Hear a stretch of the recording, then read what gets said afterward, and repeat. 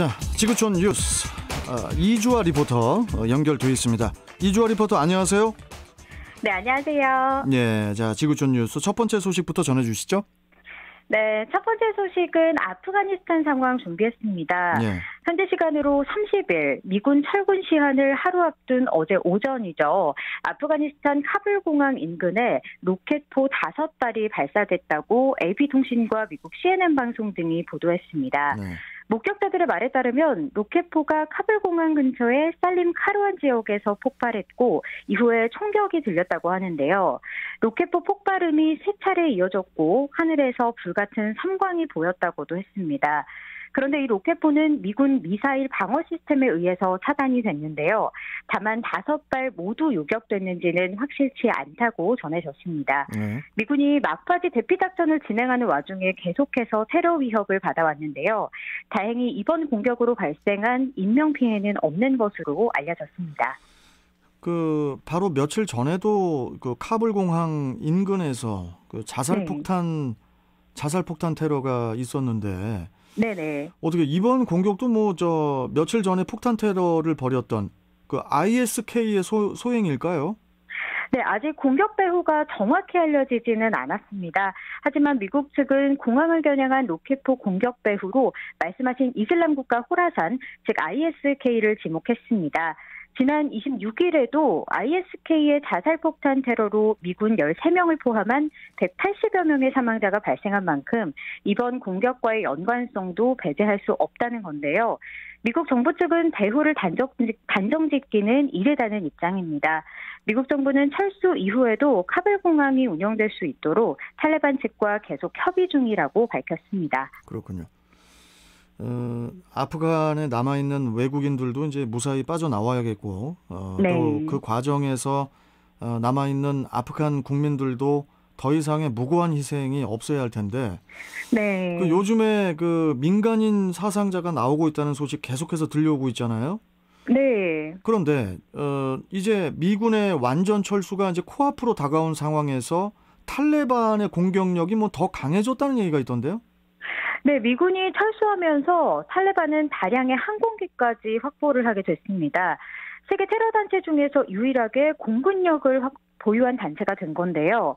미군은 아프간 정부군을 위해서 무기를 남겨두고 철수를 진행했는데 정부군이 저항다운 저항 없이 백기투항하면서 탈레반이 그 무기를 거의 그대로 확보하게 된 겁니다. 기존의 육상 게릴라 전술에 의존해왔던 탈레반에게는 공군이 없었습니다. 그런데 이제는 블랙호크 등의 항공기뿐 아니라 미군의 험비 차량, 이동식 폭격 차량, 또 수천 개의 신식 총기까지 다양한 무기를 확보하게 된 상황이고요. 탈레반은 SNS를 통해서 자신들이 확보한 무기를 자랑하기도 했습니다. 이에 대해서 영국의 BBC는 미군이 탈레반만 무장시켜준 채 철수한다는 비판이 나오고 있다고 보도했습니다. 그러나 미군 장비를 탈레반이 보수 유지하는 것이 쉽지 않다는 점에서는 불행 중 다행이라고 볼 수 있겠습니다. 낡은 픽업 트럭에서 구식 소총을 가지고도 그렇게 무참히 국민들을 처형을 해왔는데 네. 이제는 공군력까지 갖추게 됐다고 하니까 이게 참 더 걱정이 되고 네, 그렇죠. 또 옆에 인도라든지 중국은 더 스트레스를 또 많이 받을 것 같고 네. 참 그나저나 더 이상의 안타까운 소식들이 들려오지 않기를 바랄 뿐입니다. 네. 자, 다음 소식 전해주시죠. 네, 미국 루이지애나주를 강타한 대형 허리케인 아이다의 최대 도시 뉴올리언스 전체가 정전됐습니다. 미국 남동부 지역에선 비상사태가 선포된 가운데 곳곳에서 피해가 속출하고 있습니다. 뉴올리언스 국토안보 비상대책본부는 현지 시간으로 29일 도시 전역이 정전됐다면서 발전기에서 전력을 공급받는 상황이라고 확인했습니다. 정전된 가정과 기업이 100만 곳이 넘는다고 알려졌고요. 루이지애나주 일부 동남 지역에서는 강풍과 홍수가 이어지고 있습니다. 지금까지 한 명이 쓰러진 나무에 맞아 숨졌다는 소식도 전해졌고요. 주민 수백 명이 고립돼 추가 인명피해도 우려되는 상황입니다. 또 뿐만 아니라 코로나19 대유행 때문에 비상이 걸린 지역 의료기관들은 설상가상으로 위기에 직면하게 됐습니다. 이게 허리케인이 과거에도 이 지역에 상륙을 하면서 또 그때 또 큰 피해를 또 주지 않았습니까? 네, 그렇습니다. 이번 허리케인 아이다는 공교롭게도 16년 전 무려 1,800여 명의 목숨을 앗아간 허리케인 카트리나가 상륙했던 날과 같은 날 미국에 상륙했습니다. 주민들이 그날의 악몽을 또 한 번 떠올리면서 대피 행렬에 올랐는데요. 루이지애나주 남동부에 있는 최소 5개 교구에 대피령이 내려졌습니다. 또 도로에는 텍사스 등으로 대피하는 차량들이 이어졌고요. 뉴올리언스의 국제공항은 승객들로 붐볐습니다. 국립허리케인센터는 이번 허리케인 아이다가 시간당 230km의 최대 풍속을 품은 4등급의 허리케인이라고 경고했고요. 특히 중심 풍속은 최고 등급인 5등급에 불과 시간당 6마일 정도 모자라는 수준이었습니다. 네. 그나마 다행인 것은 아이다가 기존 4등급에서 2등급으로 위력이 다소 낮아졌다는 건데요. 처음 상륙 당시에 시속 240km에 달했던 최대 풍속이 현재는 시속 175km인 것으로 알려졌습니다. 현재는 루이지애나주에서 인근 미시시피주 등으로 이동한 가운데 피해자 수색 작업이 본격화됐습니다. 더 이상 큰 피해 없이 무사히 통과하기를 바라겠습니다. 자, 오늘 또 마지막 소식 전해주시죠. 네, 마지막 소식은 도쿄 패럴림픽 소식입니다. 네. 탁구의 주영대 선수가 패럴림픽 한국 선수단 첫 금메달의 주인공이 됐습니다. 세계 랭킹 1위 주영대 선수는 30일인 어제 도쿄 메트로폴리탄 체육관에서 열린 남자 탁구 단식 결승에서 대표팀 후배 김현욱 선수를 세트스코어 3대1로 이겼는데요. 이 종목에 한국 선수가 금메달을 딴 건 2000년 시드니 대회 이후 21년 만입니다.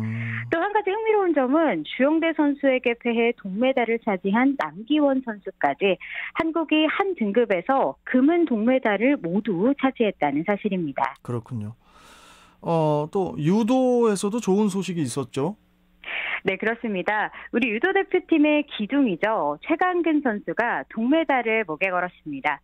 최강근 선수는 29일 오후 일본 무도관에서 치러진 도쿄 패럴림픽 남자 유도 100kg급 동메달 결정전에서 쿠바의 요르다니 페르난데스 사스트레를 걷고 승리를 거뒀습니다. 그래요. 참 우리나라가 이제 유도를 되게 또 잘하네요. 네. 그 도쿄올림픽에서도 이제 메달을 획득을 했었는데 패럴림픽에서도 좋은 성과를 얻고 있어서 되게 또 자랑스럽고. 네, 맞습니다. 그런데 이제 우리 최강근 선수의 이번 메달이 벌써 3번째라고 하던데요? 네, 그렇습니다. 2012년 런던 대회와 2016년 리우 대회 100kg급에서 2연패를 달성한 최강근 선수는 도쿄 대회에서 3연패 달성에는 실패했지만요. 패럴림픽 3회 연속으로 메달 획득에 성공했습니다. 네. 특히 도쿄 대회에서는 한 체급을 올려서 출전을 했는데요. 은퇴 전 마지막 패럴림픽에서 유종의 미를 거뒀다는 점에서 더 의미가 클 것 같습니다. 예, 은퇴 전에 메달을 획득한다는 게 이게 정말 더더욱 인간 승리가 아닌가 네, 이런 그렇죠. 생각이 듭니다. 네. 아무튼 우리 최강근 선수에게 박수를 보내면서 자, 지구촌 뉴스 이주아 리포터와 함께했습니다. 고맙습니다. 네, 감사합니다. 네.